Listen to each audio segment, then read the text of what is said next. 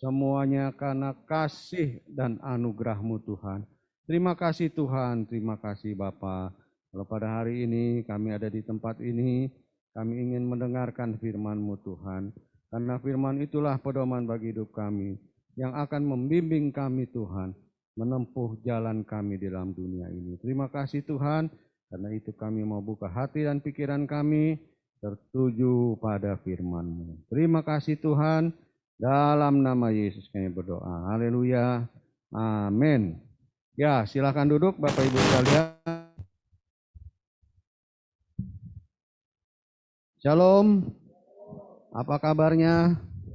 Amin ya. Oke, kita terakhir ketemu di Jatinegara ya. Iya, sekarang kita ada di hotel. Waduh, mantap ya. Oke, saudara-saudara, dalam Minggu Advent yang ketiga ini menjelang Natal, maka firman Tuhan saya ingin sampaikan, yaitu yang ada hubungannya dengan kelahiran Kristus, ya. Dan judul daripada khotbah saya hari ini adalah Karena Allah beserta dengan kita. Nah, itu saudara-saudara, ada lagunya enggak? Allah beserta dengan kita, kita lakukan perkara yang gitu ya. Nah, saudara-saudara, Allah beserta dengan kita, kalau disingkat itu, kalau dikasih satu kata aja, apa kira-kira? Immanuel, betul sekali. Ada yang namanya Immanuel di sini? Ada yang namanya Immanuel? Oh, enggak ada ya. Oke ya. Nanti kalau punya anak kasih nama Immanuel ya. Iya. Nah, ternyata saudara-saudara, Immanuel itu sudah dinubuatkan. Ya, jauh sebelum Yesus lahir di dalam dunia ini, maka ia telah dinubuatkan. Ya. Oke, next slide. Di dalam Yesaya 7 ayat 14 itu nubuatannya berkata demikian. Sebab itu Tuhan sendirilah yang akan memberikan kepadamu suatu pertanda. Sesungguhnya seorang perempuan muda mengandung dan akan melahirkan seorang anak laki-laki. Dan ia akan menamakan dia Immanuel. Nah saudara-saudara, ini kira-kira ya 300-400 tahun ya sebelum Yesus dilahirkan. Dan apa yang telah dinubuatkan oleh Nabi Yesaya itu digenapi. Kenapa? Karena yang dinubuatkan oleh Nabi Yesaya adalah betul-betul berasal dari Tuhan. Ya, ada nubuat yang berasal dari diri sendiri enggak? Ada ya. Bukan nubuat itu namanya. Lu buat. Lu yang bikin, ya lu yang buat ya. Ya ada saudara ya. Nah biasanya kalau lu buat itu pasti ada apa? Kepentingan sendiri ya. Ada udang di balik bakwan dong. Ya ada udang di balik batu saudara ya. Ya ada orang mungkin bilang begini ya. Tuhan berkata kepada kamu, kamu harus menceraikan istrimu. Karena kamu akan membawa sial. Kira-kira benar nggak ini? Enggak ya, udah bertentangan dengan firman Tuhan kan? Tuhan bilang apa yang telah disatukan Allah tidak boleh ini kalau ini nubuat apa lu buat nih?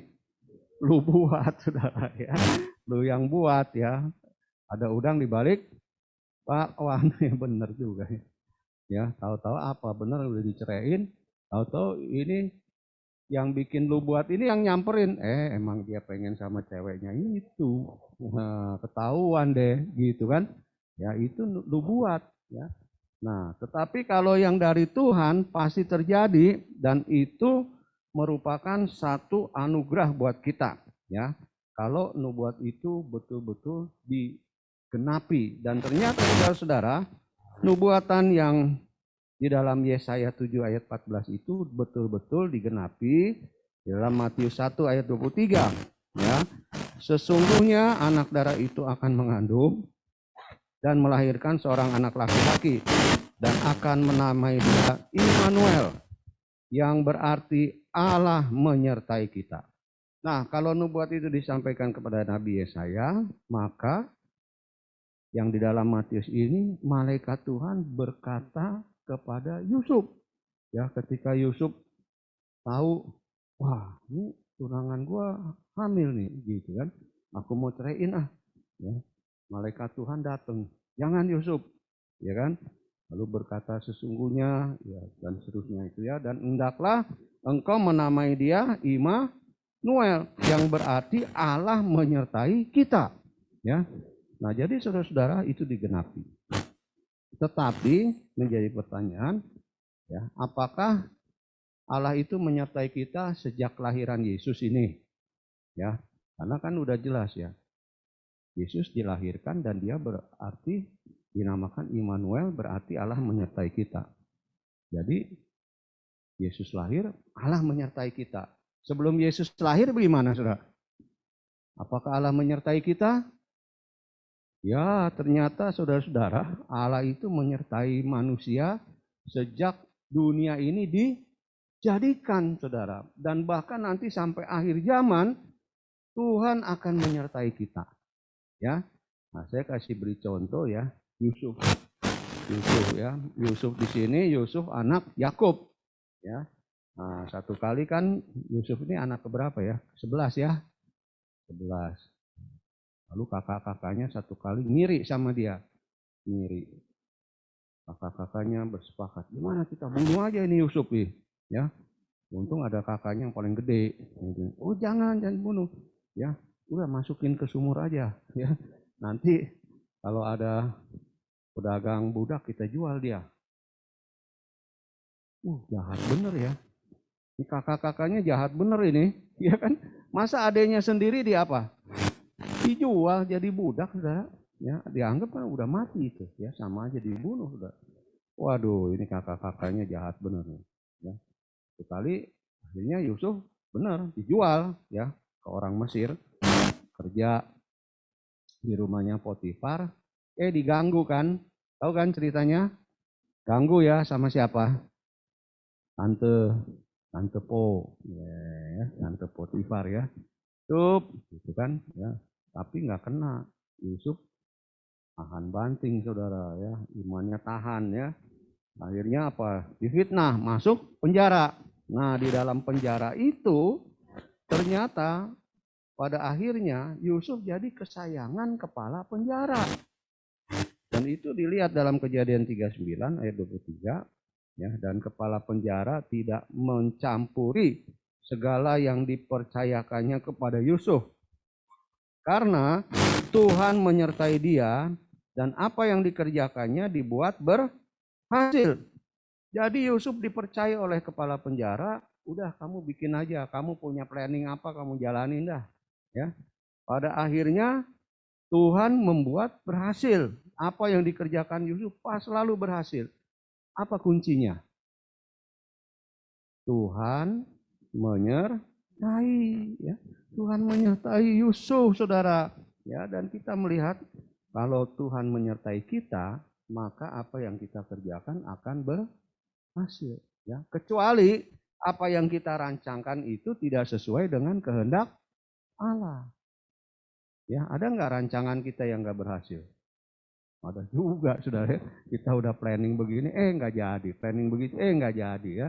Ya barangkali aja ini tidak sesuai dengan rencana Tuhan sebetulnya ya. Kenapa? Tuhan ya sebetulnya pengen rencananya itu mungkin lebih gede buat kita, lebih hebat rencana Tuhan itu ya. Tapi kadang-kadang kita ini kan keburu apa sudah nafsu ya dengan rencana kita sendiri ya. Kita nggak minta pendapat pada ya, tidak minta petunjuk dari Tuhan, kita mau jalan sendiri, akhirnya gagal tengah jalan ya. Nah, saudara-saudara, jadi sekali lagi Yusuf ini bisa berhasil karena penyertaan Tuhan ya.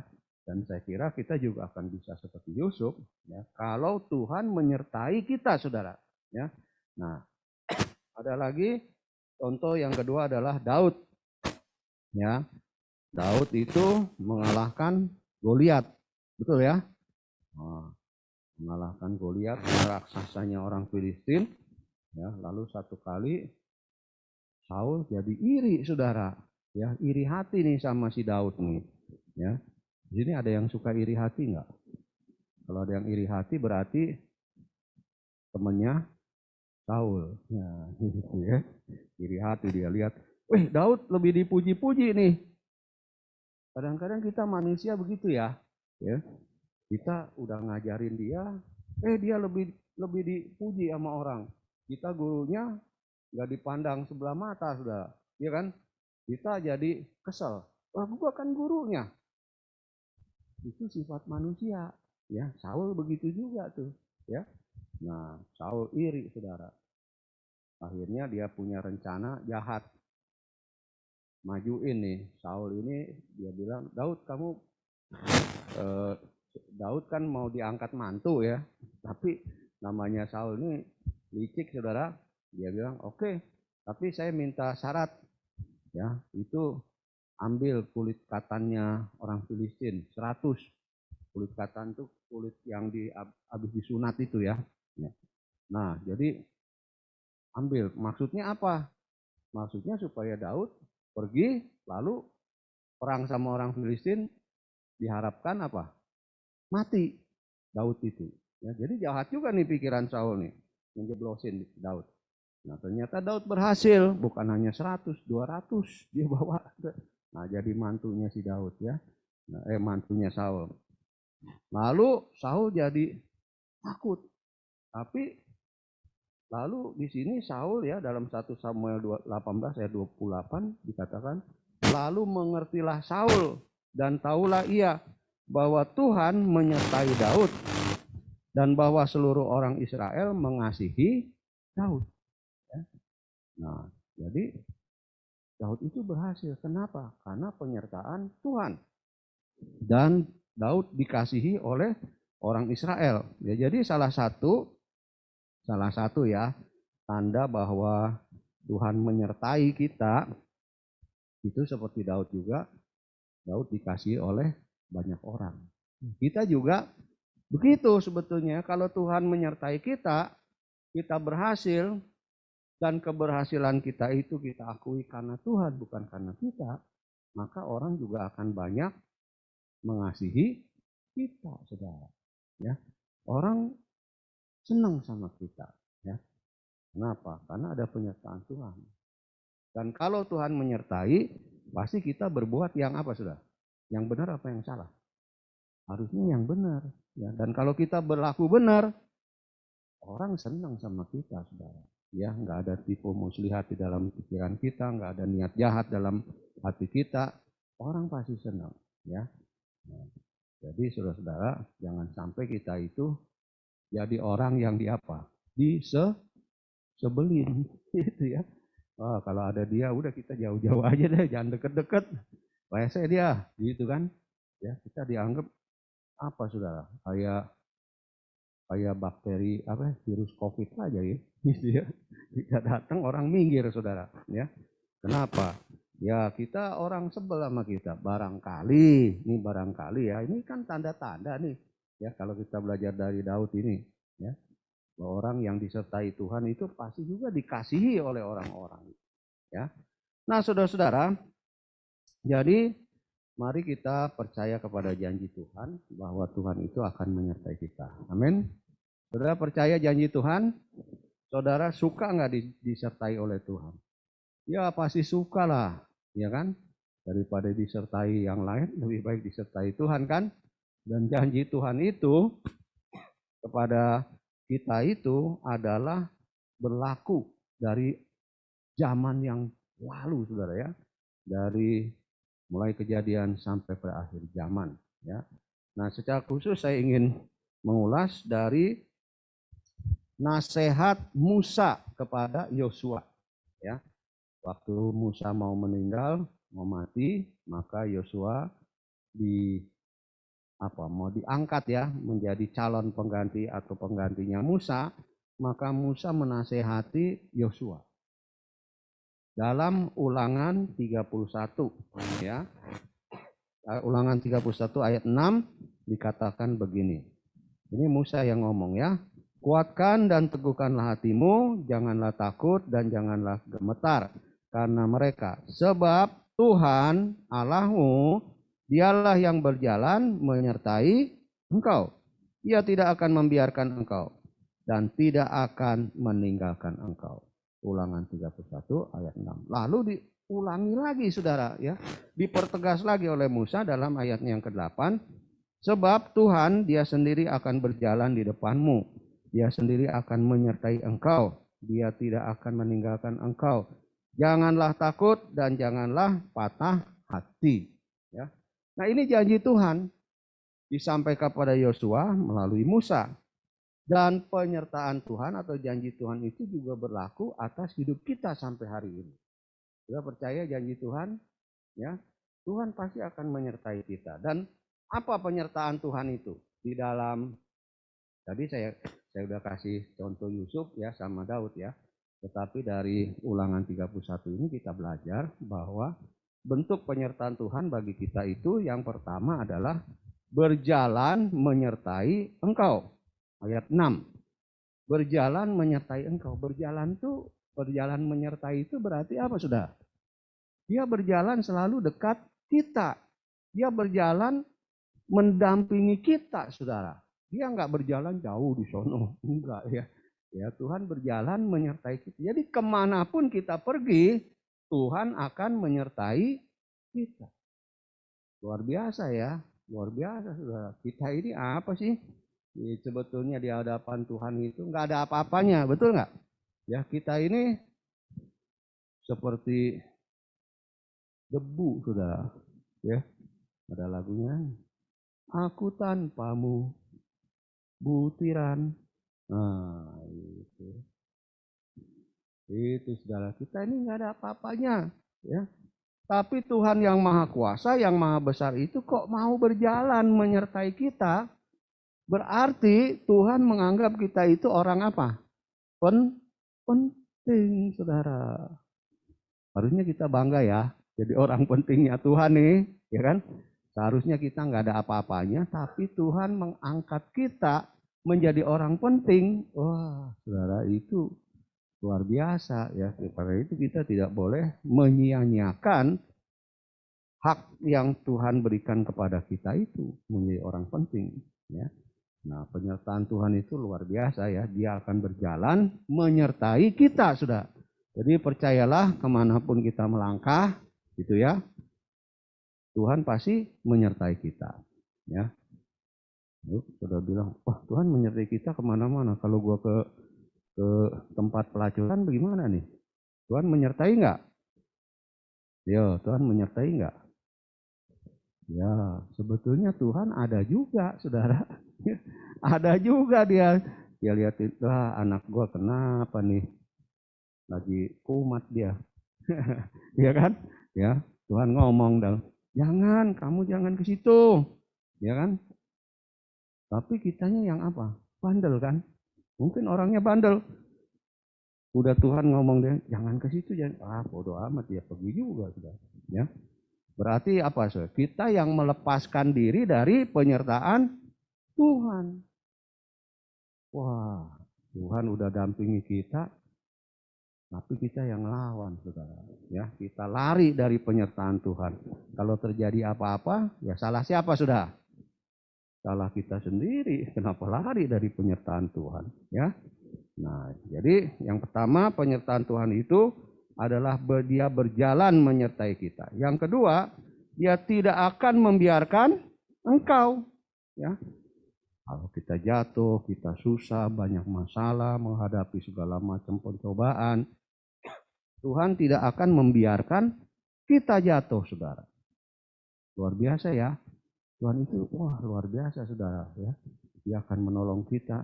Dia akan saking dekatnya sama kita tadi, berjalan menyertai kita, ada di samping kita. Dikatakan, kalau kita jatuh tidak sampai terletak. Baru mau jatuh aja dia udah pegang tangan kita, saudara. Ya kan? Itu luar biasanya Tuhan. Cuman tadi saya katakan ada yang bandel kan. Kita yang lari dari penyertaan Tuhan. Ya kalau jatuh, siapa yang nampanin kita? Saudara? Nggak ada. Ya jatuh aja. Yang ngegeledak begitu kan. Ya. Nah, jadi saudara-saudara, ini juga penting ya. Tuhan tidak akan membiarkan kita. Apapun yang kita hadapi, kalau Tuhan ada di samping kita, Dia pasti menolong kita. Amin. Ya. Yang ketiga, saudara, bukti penyertaan Tuhan adalah Dia tidak meninggalkan engkau. Dia tidak meninggalkan kita, saudara. Wah, kita ini seringkali ditinggal mungkin ya oleh orang yang kita mungkin andalkan, oleh orang yang kita harapkan.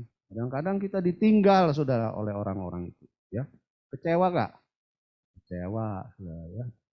Tapi Tuhan tidak pernah meninggalkan kita. Ya, makanya tadi saya tanya kan, kalau kita pergi ke tempat yang penuh dengan dosa, Tuhan ada nggak menyertai? Ada sebetulnya dia, ya ngomong dalam hati gitu, jangan, udah ayo keluar, cepet keluar gitu kan, ya. Jadi Tuhan tidak pernah meninggalkan kita dalam hal apapun. Cuman sekali lagi tadi ya, kita ini yang suka keluar, tutup kuping, pura-pura budek, ya sama bisikan Tuhan itu, ya nggak mau dengar, ya. Ya kejeblos, akhirnya kita kejeblos, ya salah sendiri sih, ya.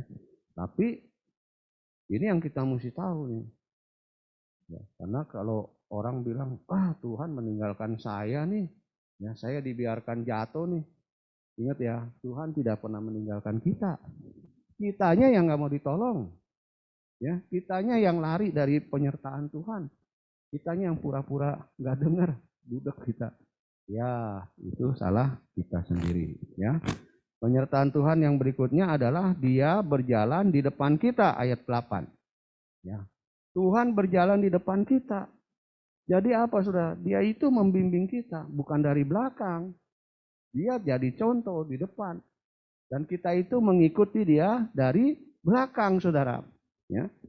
Dan arah jalan yang ditunjukkan oleh Tuhan pasti benar. Jalan Tuhan itu pasti menuju kepada apa, saudara? Keberhasilan, menuju sorga, ya. Tapi kan ya tadi kita ini udah ikut di belakang Tuhan nih, ya. Tahu-tahu kita pikir, di sana di kiri ada, wah asik tuh, melenceng kita keluar, ya. Di kanan ada, wah enak juga tuh, dosa padahal, ya kita keluar. Ya kita nggak di bawah, kita tidak berjalan di belakang Tuhan lagi, sudah kita melenceng keluar, ya. Padahal Tuhan menunjukkan jalan yang pasti, jalan keselamatan buat kita. Kitanya yang bandel.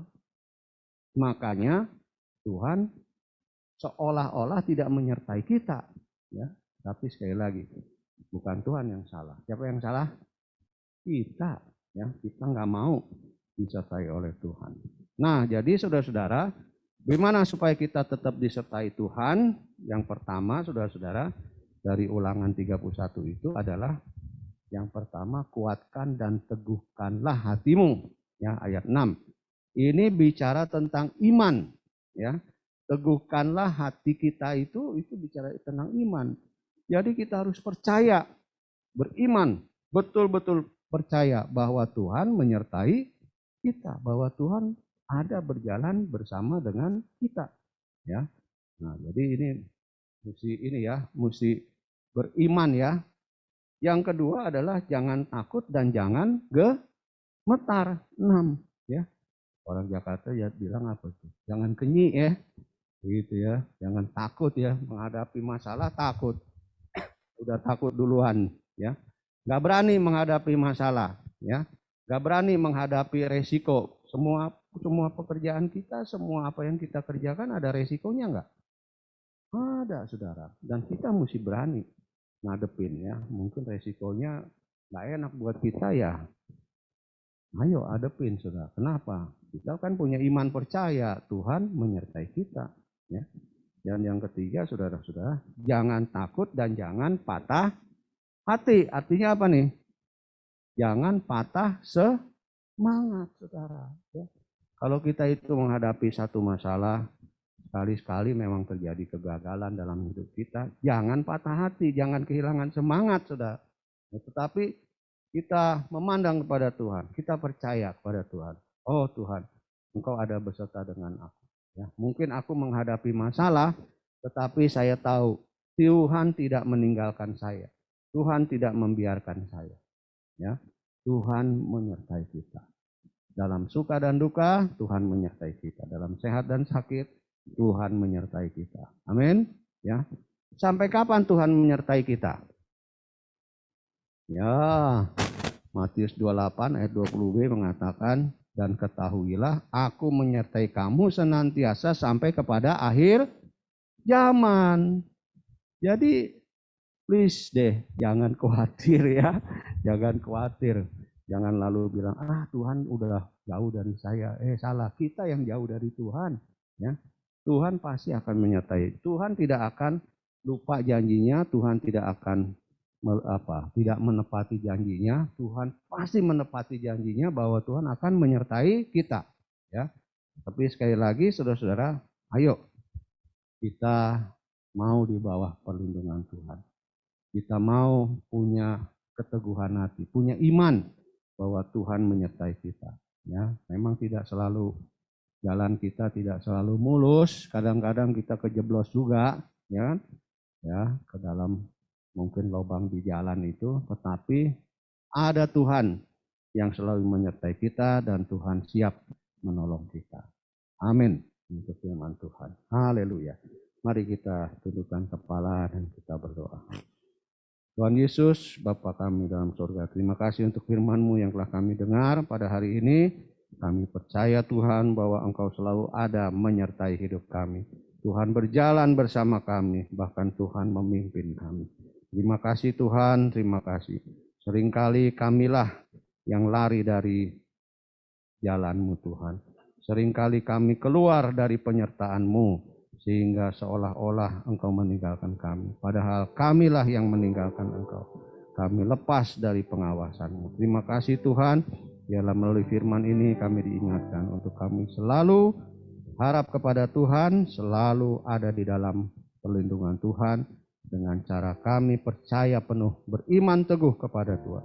Kami tidak khawatir dan gentar Tuhan, dan kami tidak akan patah semangat karena kami percaya Tuhan menyertai kita untuk memasuki tahun 2022 ini Tuhan. Mungkin ada banyak halangan, banyak tantangan, tetapi kami percaya Tuhanlah yang menyertai kami. Terima kasih Tuhan. Dalam nama Yesus kami berdoa. Haleluya. Amin. Tuhan Yesus memberkati. Haleluya.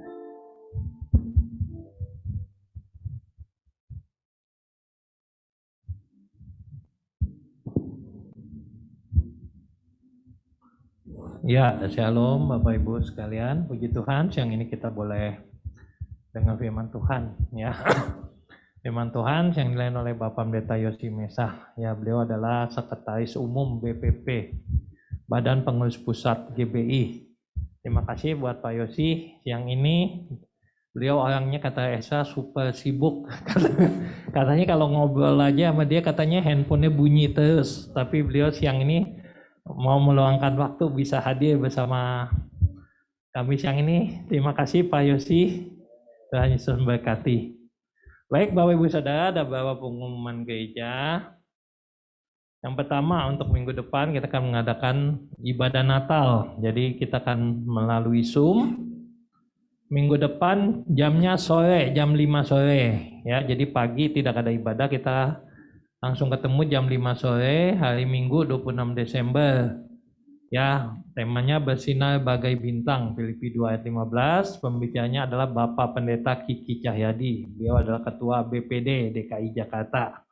Ya, Pak Kiki yang akan menyampaikan firman Tuhan. Kemudian untuk ibadah tutup tahun tanggal 31 Desember, kemudian ibadah awal tahun tanggal 1 Januari, dan ibadah minggu pertama tanggal 2 Januari itu semuanya melalui Zoom ya.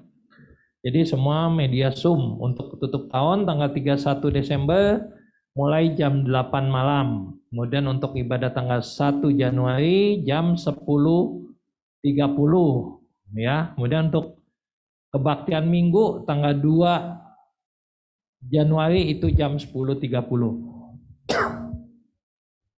Dan untuk jadwal pelayanan untuk minggu depan Natal tanggal 26 Desember. Ya, WL adalah Bapak Esa, pemain musik Saudara Samuel, dan pengkhotbah Bapak Pendeta Kiki Jayadi.